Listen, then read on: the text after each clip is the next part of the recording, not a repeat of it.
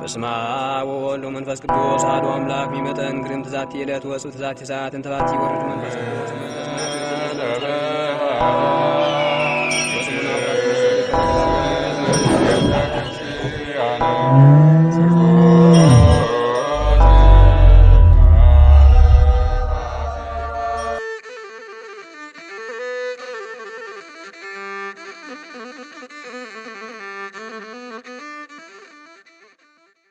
በስመ አብ ወወልድ ወመንፈስ ቅዱስ አሐዱ አምላክ አሜን። የተወደዳችሁ የልዑል እግዚአብሔር ቤተሰቦች እንደምን ሰነበታችሁ? አምላካችን ቅዱስ እግዚአብሔር ስሙ ለዘላለም የተመሰገነ ይሁን። አምስተኛውን ክፍል የቅዱስ ዮሐንስ አፈወርቅን ተግሳጽ ከዚህ እንደሚከተለው እናቀርባለን። እግዚአብሔር አምላክ ልቦናንና ማስተዋልን ለእኔም ለእናንተም ያድለን፣ አሜን። ንግረኒ እስኩ ኦ ብእሲ አንተ ሰው እስኪ ንገረኝ፣ ምንት ብከ በቁኤት ለእመት ቤገሌ እኩይ ውእቱ። አንተ ሰው እስኪ ንገረኝ፣ አንድን ሰው እኩይ ነው ክፉ ነው ብለህ ብትሳደብ ወይንም ደግሞ ብትነቅፈው ምንድነው በረከትህ? ምንድነው ልታገኝ የምትችለው? አኮኑ ታመጽእ ሐሳረ ለርእስከ በእንተ አህመም ከልወቱ። በወንድምህ ክፉ ነገር ስላደረግክበት ለራስ መዋረድን ታመጣ የለምን ብሎ ነው የሚጠይቀው ቅዱስ ዮሐንስ። አንደበቱን ተጠቅሞ በወንድሙ ላይ ክፉን የሚናገር ወይም ደግሞ ወንድሙን የሚሰድብ የሚነቅፍ ሰው መጀመሪያ ነቀፌታውን የሚያመጣ ወደ ራሱ ነው፣ ወደ ወንድሙ ሳይሆን። ስለዚህ ነው ቅዱስ ዮሐንስ አፈወርቅ ይሄንን ትምህርት ሲያስተምር እስቲ ንገረኝ፣ አንተ ወንድምህን በመስደብ አንተ ወንድምህን በመንቀፍ ልታመጣ ወይም ደግሞ ልታገኝ የምትችለውን በረከት ረድኤት እሱን ንገረኝ ብሎ ነው የሚጠይቀው። ይሄንኑ ሲመልስ ደግሞ በረከት እንደማታገኝበት እንደማትመሰገንበት ለማሳመን ምን ብሎ ያመጣል? አኮኑ ታመጻጻረ ለርእስከ በእንተ ዘአህመም ከልወቱ። ወንድምህን እንዲታመም እንዲቆስል እንዲሰደብ ተሰድቦ በአንተ አንደበት እንዲሰደብ በማድረግ ለራስህ መዋረድን ታመጣ የለምን ብሎ ነው የሚጠይቀው። እስመ አጥረይከ አንተ ለነፍስከ ዝክረ ህሱመ። ለሰውነትህ ክፉ ስም አጠራርን ገንዘብ አድርገሃልና ወትትበሃል ጸራፌ ወሐማዬ። ተሳዳቢ አሜተኛ ትባላለህና። ተሳዳቢ ቀድሞ ራሱን ነው የሚጎዳው ወይም ደግሞ ቀድሞ ራሱን ነው የሚሰድበው የሚያስብለውም ይሄኛው ነው። ምክንያቱም አንድ ሰው ሌላውን ሰው በሚሰድብበት ጊዜ ስድቡ ከሱ አንደበት ወጥቶ የተሰደበው ሰው ጋር ከመድረሱ በፊት ያ የስድቡ ነቀፌታዊ ማንነት ለሰዳቢው ነው የሚተርፈው። ምክንያቱም ለዚህ ለሰዳቢው ሰዳቢ የሚያስብል ስም ይሰጠዋል፣ አንደበቱ ቆሻሻ የሚያስብል ማንነት ያሰጠዋልና። ስለዚህ ከአንደበታችን የሚወጡ ክፉ ነገሮች ወይም ደግሞ ከኛ ማንነት የሚገኙ ክፉ ምግባራት ሁሉ ቀድሞ የሚጎዱት እኛውኑ ወይም ደግሞ እኛውኑ ሰሪዎቹን ነው የሚለውን ለመደምደም ነው ቅዱስ ዮሐንስ ይህንን የሚያመጣው። ወትትበሃል ጸራፌ ወሐማዬ። ተሳዳቢ አሜተኛ ትባላለህና። እስመ ገቢረ እከይሰ ኢይትፌጸም ላዕለ ዘይገብር ቦቱ እኮየ በባህቲቱ። ክፉ መስራትን ክፉ በሚሰራበት ሰው ብቻ አይፈጸምምና አላ ይገብእ ሀበ ገባሪሁ፣ ወደ ሰሪውም ይመለሳል እንጂ።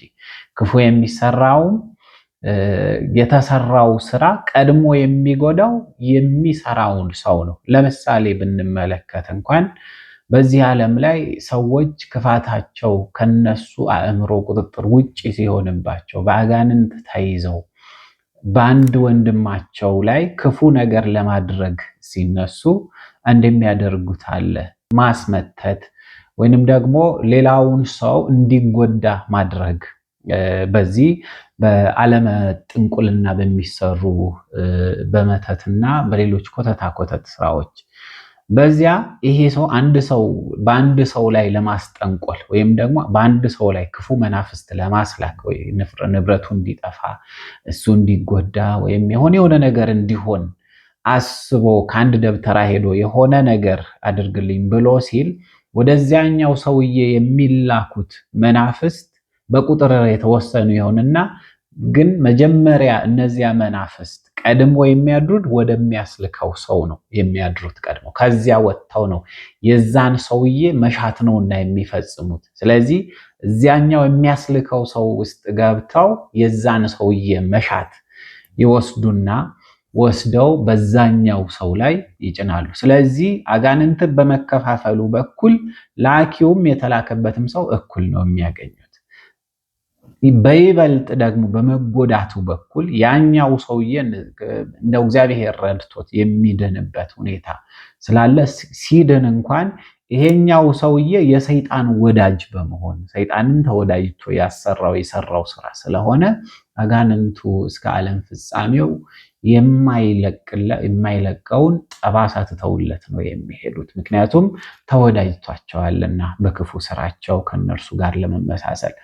እንደዚሁ ነው አሁን የሚያስልከው ብቻ የተላከበት ሰው ብቻ የሚጎዳ የሚመስላቸው አሉ። እነዚህ በመተት ይሄ በተለያዩ መጥፎ ስራዎች ላይ የተሳተፉ ሰዎች የሚሰሩትን ስራ ስንመለከት አብዝተው ግን አጋንንቱ የሚጎዱት የሚልኩትን ሰዎች ነው። በህይወታቸው የዛኛው ህይወት ቢበላሽም እንኳን የነሱ ህይወት አይሰምርም። ቢሰምርም እንኳን የሚኖሩት ህይወት እጅግ በጣም የከፋና ጭንቀት የተሞላበት በህሊና እረፍት የሚያጡበት ሰላም የሚያጡበት እንደዚሁ በንብረት በገንዘባቸው የማይኮሩበት የማይደሰቱበት ረብ የሌለው ሀብት ረብ የሌለው ገንዘብ ረብ የሌለው ፍቅር በእንዲህ አይነት የሚመጡ ነገሮች በሙሉ ለአይን የሚታዩ ይሁኑ እንጂ ለህሊና ምግብ የሚሆኑ አይደሉም። ስለዚህ ጉዳታቸው እጅግ በጣም የሚከፋው በአንድ ሰው ላይ ነው፣ በዚህ በሚልከው ሰው ላይ ነው። ለዛም ነው አስተውሎ ነገሮችን ከእግዚአብሔር ዘንድ መቀበል እንጂ አጋንንታዊ ወዳጅነትን መፍጠር ለነፍስም ለስጋም ስቃይና መከራ እንደሆነ የሚነገረው። ለእንኑ ነው ቅዱስ ዮሐንስም በዚህ ጋር የሚያመጣው ሊያስተምረን የሚፈለገው በዛው ልክ ስላሉት ነገሮች ስለሆነ እስመ ለቀናኢ ይመስሎ ዘይጎድእ ካልኦ፣ ለቀናተኛ ሰው ወንድሙን የሚጎዳ ይመስለዋል። ወኃጢአትሰ ቅድመ ትበጽእ ሀቤሁ፣ ኃጢአት ግን ቀድማ የምትደርሰው ማጋ ነው? ራሱ ጋር ነው የምትደርሰው። ፍሬዋንም የሚቆርጣት ወይም ደግሞ የሚቀምሳት ራሱ ነው ሰውየው። የቱ የሚሰራው ኃጢአትን የሚሰራው ወይም ደግሞ ቅናትን ለቀናው ሰው ነው የቅናቱ ዋጋ ትርፉ ቀድሞ የሚደርሰው ማለት ነው እንጂ ቀድሞ ያኛው ሰውዬ የተላከበት የተቀናበት ሰው የተሰደበው ሰው ጋር ይሄ ስድብም ቢሆን ወደ ተሰደበው ቅናትም ቢሆን ወደ ተቀናበት ሰው አይሄድም። መጀመሪያ የሚያርፈው እዚሁ ላኪው ላይ ወይም ደግሞ እዚሁ ቀናኢው ላይ እዚሁ ተሳዳቢው ላይ ነው የሚያርፈው። ምክንያቱም ስምም ያሰጠዋል አይደለ? አንድ ሰው ሌላውን ሰው ሲሰድብ ተሳዳቢ ተብሎ የሚወጣለት ስም ከአንደበቱ ከወጣው ቃል የተነሳ ነው። ይሄን ስምም የሚያገኘው በተመሳሳይ ቀድሞ ለዛኛው ሰው ለመላክ አስቦ ባዘጋጀው ማንነት ነው። ለዚህም ነው ቅዱስ ዮሐንስ ቀናኢ ሰው ቀናተኛ ሰው ሌላውን የሚጎዳ ይመስለዋል፣ ነገር ግን ቀድሞ የሚጎዳው ራሱ ነው። ለቀናተኛ ወንድሙን የሚጎዳ ይመስለዋል እንጂ ኃጢአት ግን አስቀድማ ወደ እርሱ ነው የምትደርሰው ብሎ ነው የሚነግረን ቅዱስ ዮሐንስ። ስለዚህ የቅናትን ፍሬ የሚጎነጨው ቅናትን ቀንቶ ራሱ አሰናድቶ አዘጋጅቶ ለዚያ ለተቀናበት ሰው የሚልከው ሰው ነው ቀድሞ ጉዳቱን የሚያገኘው። ወውእቱ የአረር ማዕረረ ፍሬሃ፣ ጽኑ ፍዳዋን ይቀበላልና ከክፉም እንደነበረ ወንድሙንም እንደገደለ እንደ ቃየል አይደለም። ስለምንስ ገደለው? የገዛ ስራው ክፉ የወንድሙም ስራ ጽድቅ ስለነበረ ነው። ቅዱስ ዮሐንስ ወንጌላዊ አንደኛ ዮሐንስ ምዕራፍ 3 ከቁጥር 12 ላይ ያስቀመጠው ያነበብኩላችሁ ይሄ ነው። እንግዲህ ስለምን ገደለው?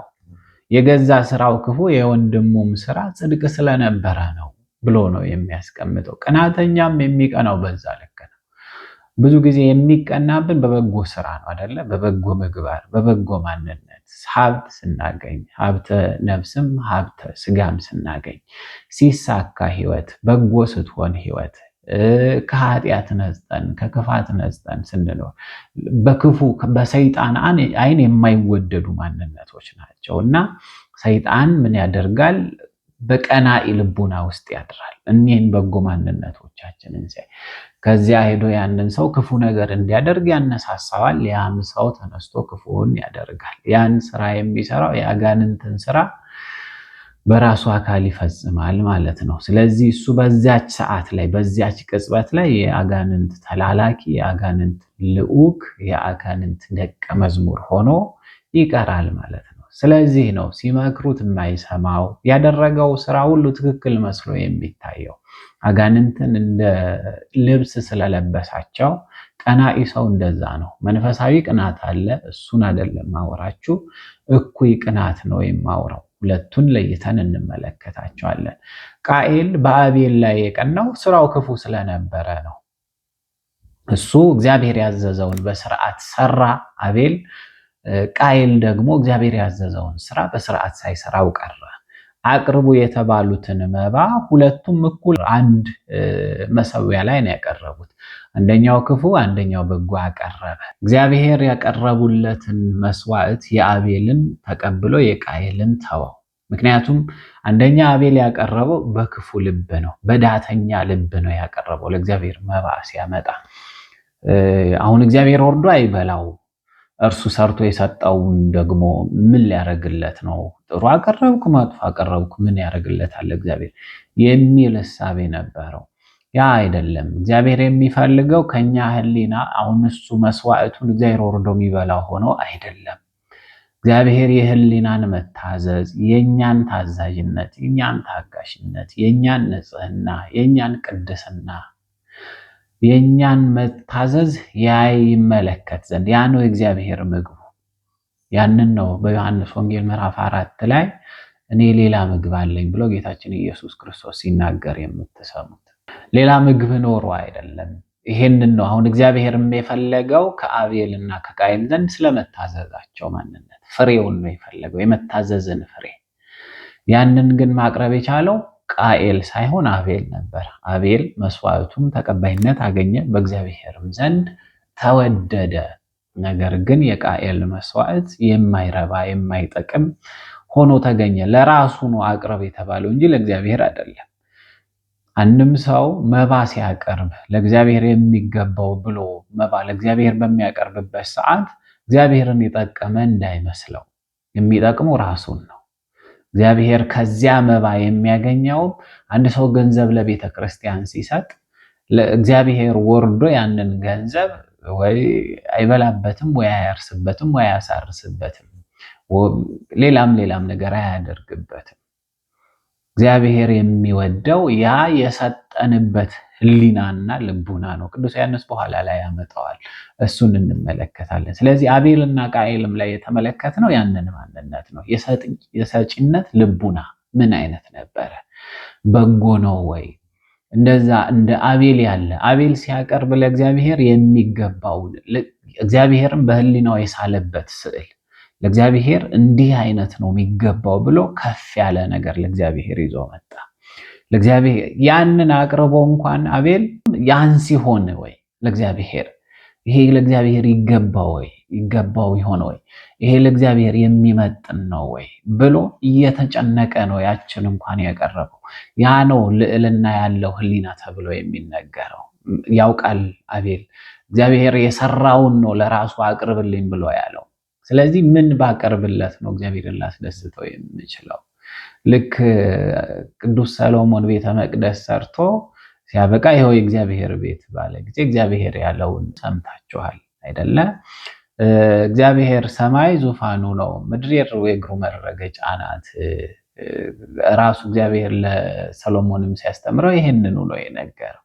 እስቲ አንተ ምን አይነት ቤት ልትሰራልኝ ትችላለህ? በእናንተ እጆችስ ተሰርቶ እኔ የምኖርበት ቤት ምን አይነት ቤት ነው?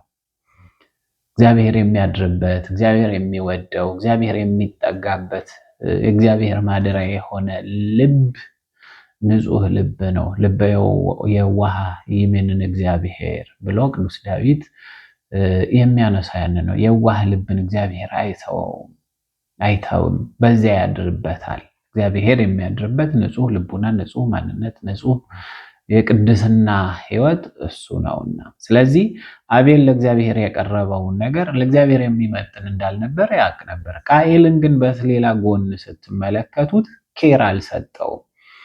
እዚያ የህሊና ንጽህናን ስለማግኘት ሳይሆን ከእጁ ላይ የታዘዘውን ነገር ስለመፈጸም ብቻ ነበረ ያንን ነገር ሲያደርግ የነበረው። ያ ነው አሁን የሰጪና የተቀባይ ልዩነት የሚያመጣው። ስለዚህ በገዛ ክፉ ስራው ምክንያት የተነሳ እግዚአብሔር ወደ አቤል ተመልክቶ ወደ ቃኤል መስዋዕት ሳይመለከት ቀረ። ይህ ደግሞ በቃኤል ዘንድ ቅናትን ፈጠረ። እንዴት እግዚአብሔር የሱን መስዋዕት ተቀበለው? እግዚአብሔር የኔን ስለምን ተወው? የሚል አይነት ማንነት ውስጥ ገባ ማለት ነው።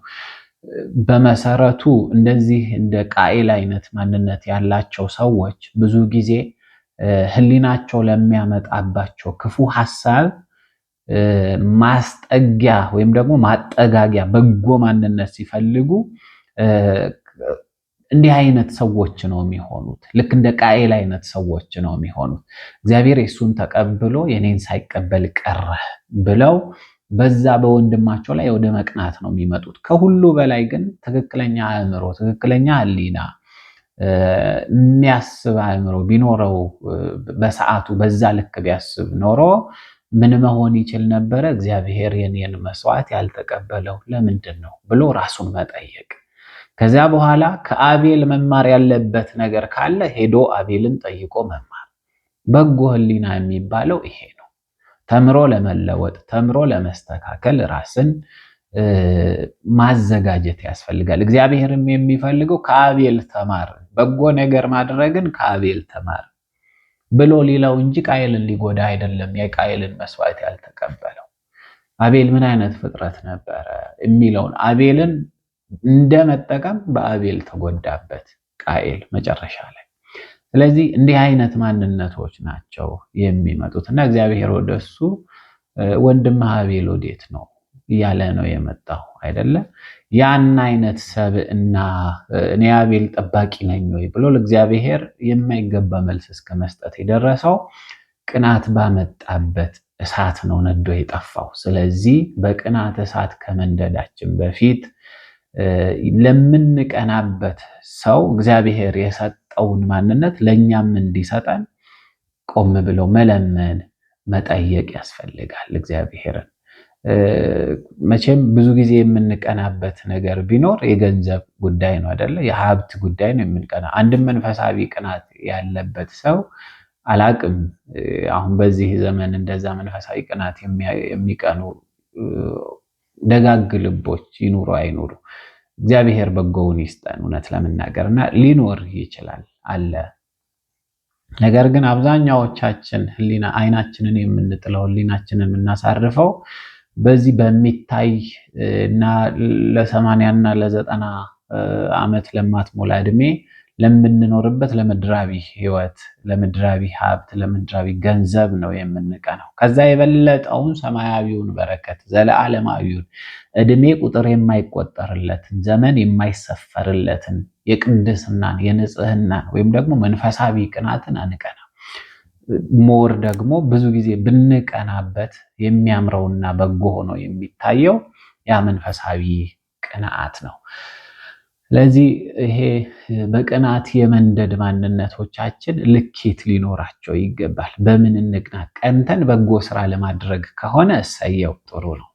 ለምሳሌ ሀብታም ስናይ እኔም ሰርቼ ሀብታም በሆን ብሎ መቅናት ተገቢ ነው። ነገር ግን ያንን ሀብታም አጥፍቼ እንዴት ነው እኔ የእሱን ቦታ መያዝ የምችለው ብሎ መቅናት እሱ ሰይጣናዊ ቅንዓት ነው።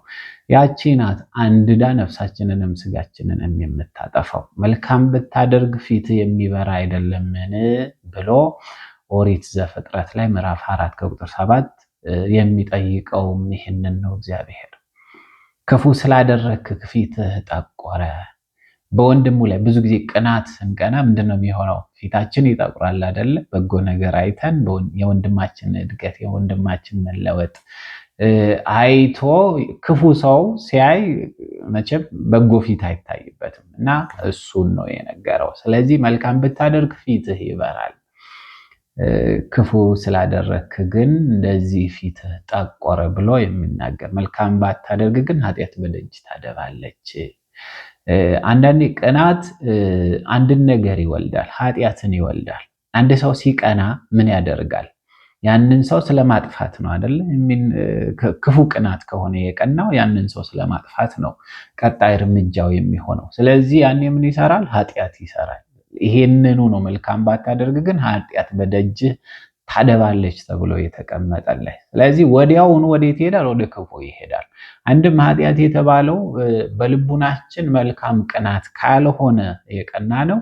ኃጢአት የተባለ ዲያብሎስ በደጅ አድብቶ ያንን በህሊናችን የመጣውን ክፉ ፈቃድ ለመፈጸም ስንንደረደር ሰይጣንን በስጋችን እንቀበለዋለን ማለት ነው። ስለዚህ እንደዛ እንዳይሆንብን መልካም ባደረጉ ሰዎች ላይ መልካም ቅናትን እንቅና እንጂ ክፉ ቅናትን ቀንተን ኃጢአትን አንስራ ወይም ደግሞ ሰይጣንን ወደ ስጋችን አንጋብዘው የሚል ነው እዚህ ጋር የሚቀመጠው። እስመ ይትመሰው አማኡቲሁ በሕማም፣ ሰውነቱ በምቀኝነት እንደ ሰም ይቀልጣልና። ቀናተኛ ሰው እንደዚህ ነው፣ ላብ በላብ ነው የሚሆነው አይደለ? በጎ ስራ የሰውን በጎ ስራ ሲመለከት በቅናት ንድድ ነው የሚለው። ክፉ ቅናት የሚቀና ሰው ይሄንን ነው ቅዱስ ዮሐንስ ሰውነቱን በምቀኝነት እንደ ሰም ይቀልጣል ብሎ የሚናገረው። አንደኛ ህሊናው ይነዳል፣ ህሊናው ይቃጠላል። አንድም በሰይጣን እሳታዊ ነበልባል የለበሰ ለክፉ ስራ ለክፉ ማንነቶች የሚጋብዝ ክፉ መንፈስ የሆነ ሰይጣንን በሰውነቱ ስለሚቀበለው ስለሚጋብዘው ወደ ራሱ ያኔ ሰውነቱ እንደ ሰም ይቀልጣል ይላል። በብዙ ነገር ራሱን ይጎዳል ነው፣ ልቡም በቅንዓት ይቃጠላልና። ስለዚህ ከእንዲህ አይነት ማንነቶች እግዚአብሔር ይጠብቀንና እንጠበቅ ነው ቅዱስ ዮሐንስ የሚናገረው። ያየው ሰው ሁሉ ይነቅፈዋል ይጠላዋልና። ቀናተኛ ሰው እንደዚህ ነው፣ የሚያየው ሁሉ ይጠላዋል። ክፉ ያደረገ ሰው እየተባለ ስም ይወጣለታል። በዚያ ስሙም ምክንያት የተነሳ በብዙዎች ዘንድ የተጠላ የተገፋ ይሆናል ማለት ነው። ወአዲ ስሱኒ ነስ ነዋየ ካልኡ ወይት የገል ጥሪቶ ዘይነስ ሲል ነው። የወንድሙን ገንዘብ የሚወስድ የሚቀማ ስስታምም ሰው ወበእንተዚ ይከውን ጽሉ አበሃበ ኩሉ ሰብ፣ ገንዘቡን ስለቀማ ስለወሰደ በሰው ሁሉ ዘንድ የተጠላ ይሆናል። አሁን ይህን በብዙ ማስረዳት ይቻላል፣ ግን ለኛ እዚህ ጋር ላለው መረዳት በቂ ነው ይሄ ቃሉ በራሱ።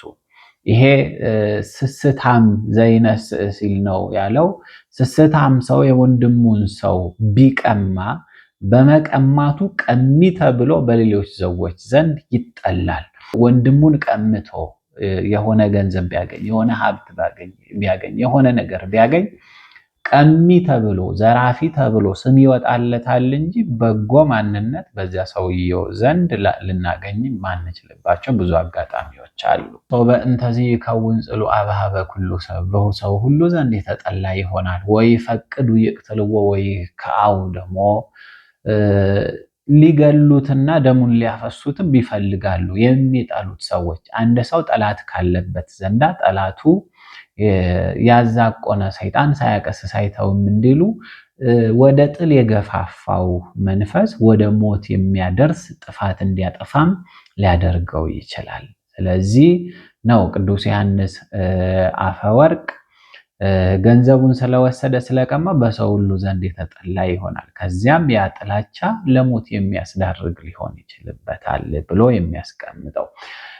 የምትመጣበት መከራ ገንዘቡን ከተቀማው ሰው ይልቅ የጸናች ትሆናለች። የቀሚ ማንነት ይሄ ነው ቅዱስ ዮሐንስም የሚያስቀምጠው። ስለዚህ ነው ወአዲ ቃለ ዜና ህሱም ወእኩይ ድምፅ ይሰማ በእንቲአሁ፣ ስለዚህ ነገር ክፉ ስም ይወጣለታል ክፉ ነገርም ይሰማበታል ተብሎ ተነግሯል።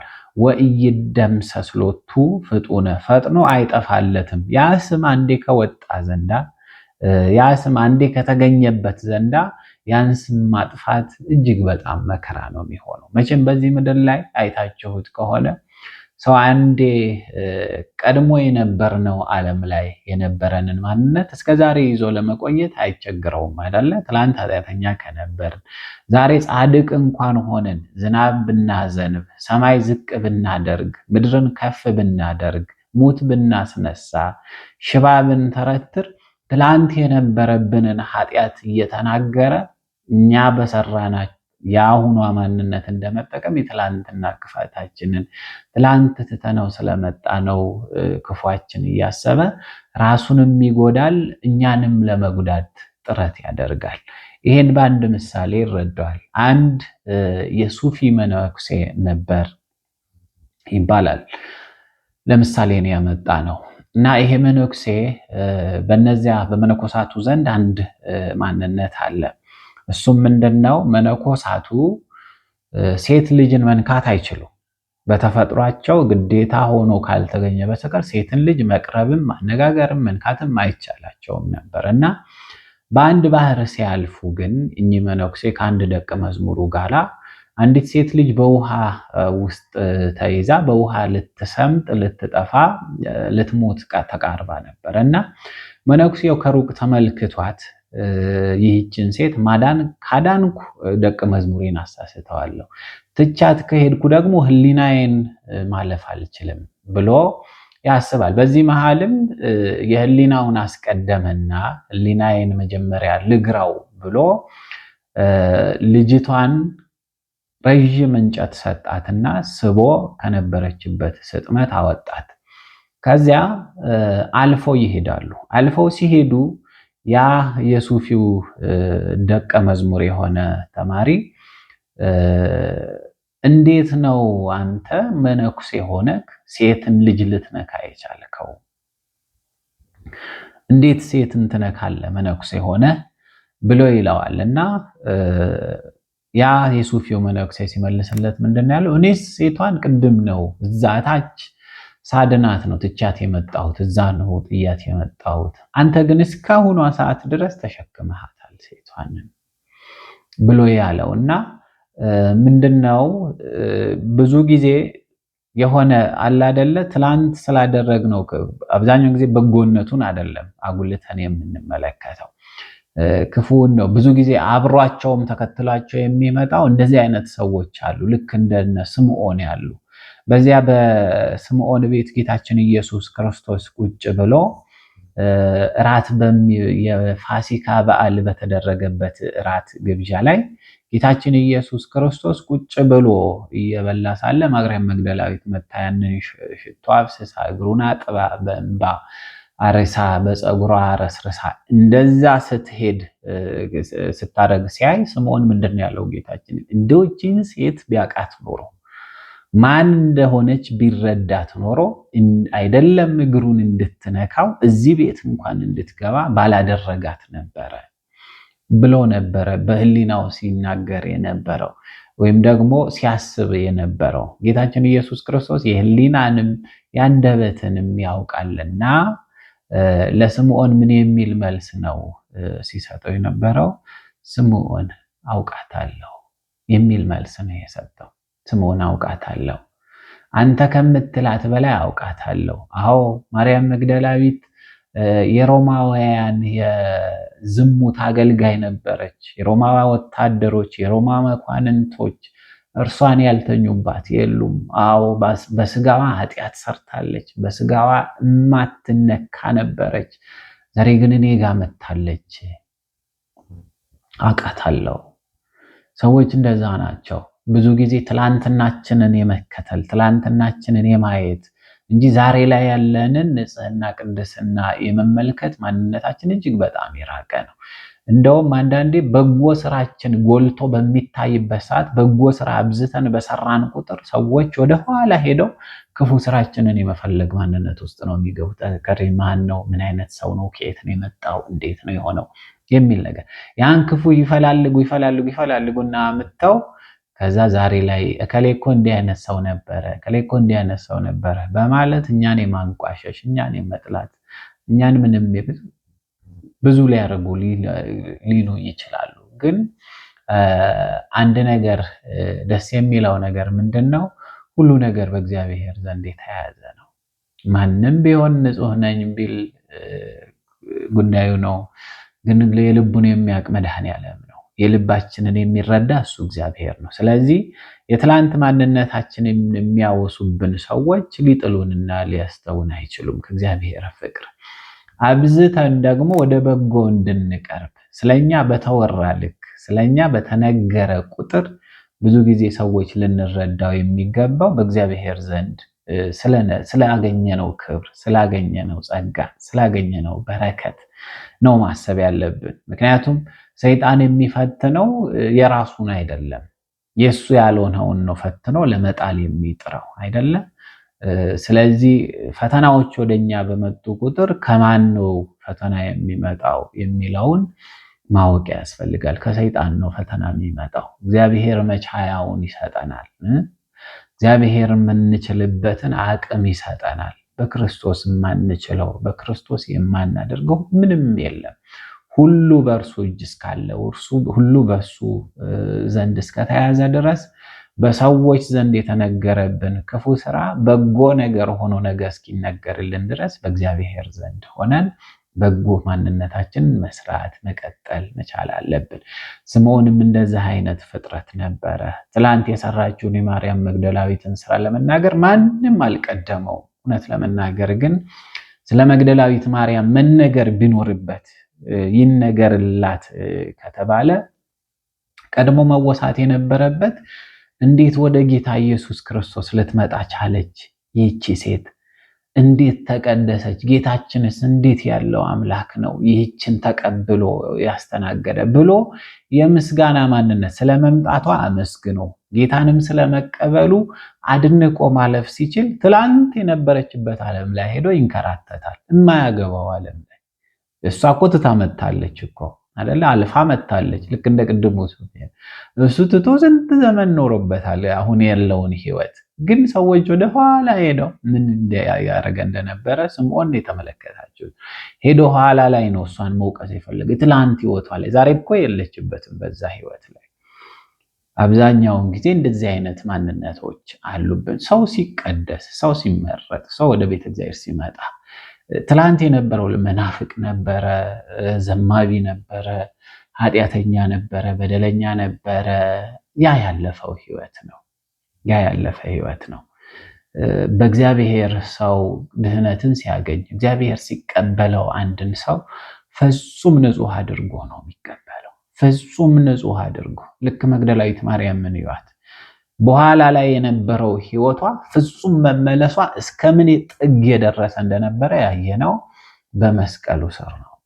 ያችን ሴት ጌታችን ኢየሱስ ክርስቶስ ሞቶ በመቃብር ውስጥ ስጋው በነበረበት ዘመን መግደላዊት ማርያም የመቃብር ጠባቂዎቹ ጋር ሄዳ አትክልተኛውን ምንድነው ስትለው የነበረው ጌታ ኢየሱስ ክርስቶስ አትክልተኛ መስሏት እንደው አንተ ወስደህ እንደሆነ አስከሬኑን ስጠኝ ያለችው ነበር። መመለስ እዛ ድረስ ነው። መንጻት እዛ ድረስ ነው። ማን ነው ዛሬ ትላንት የነበረውን ውለታ አስታውሶ አይደለም የቆማ ካልኩ አይደለም የፈለገች አይደል? አስከሬኑን ሰርቀኸው አንተ ከሆነ የሰረከው ስጠኝ ብላ ስትጠይቅ የነበረው እዛ ደርሳን የተለወጠችው መግደላዊት ማርያም። ግን አሁን ስለሷ መለወጥ አይደለም እንደነ ስምዖን ያሉት የሚያዩት እና ስምዖንን እግዚአብሔር ገስጾታል። ስምዖን አውቃታለሁ፣ ለምን በህሊና ታደክማታለህ ይህችን ሴት ነው ያለው። ጥያቄ ነው የጠየቃቸው። ለምን ታደክማታለህ? ለምን እናደክማቸዋለን? ግን የተመለሱትን ሰዎች ለምን እናደክማቸዋለን? የትላንት ማንነታቸውን እየነገርን ለምን እናደክማቸዋለን? የትላንት ኃጢአታቸውን እየዘረዘርን ለምን እናደክማቸዋለን? ይሄ ከእግዚአብሔር የምንጠየቀው ጥያቄ ነው። ለዛ ብዙ ጊዜ ስለመመለሳችን ስናስብ፣ ስለተመለሱ ሰዎች ስናስብ ዛሬ ላይ ያሉበትን መልካም ህይወት እንምሰለው። ግድ የላቸው ትላንትናችን እኛ ተችተን እኛ መስግነን የምንጨምረው የምንቀንሰውም ነገር የለ። ስለተቸናቸው ምን እናመጣለን? ምን እንለውጣለን? ለኛ ለራሳችን አይደል ለነሱ አይደለም ለራሳችን የምንጠቀመው ነገር አለ ወይ? እንደ ስምዖን ቢሆን እኮ እግዚአብሔር እንደ ስምዖን ቅዱስ ሰው የተመሰገንክ ሰው የዚህችን ሴት ርኩሰት እንደዚህ ዘርዝረ ማወቅህ የሚያስመሰግን ነው ተብሎ ይባል ነበር።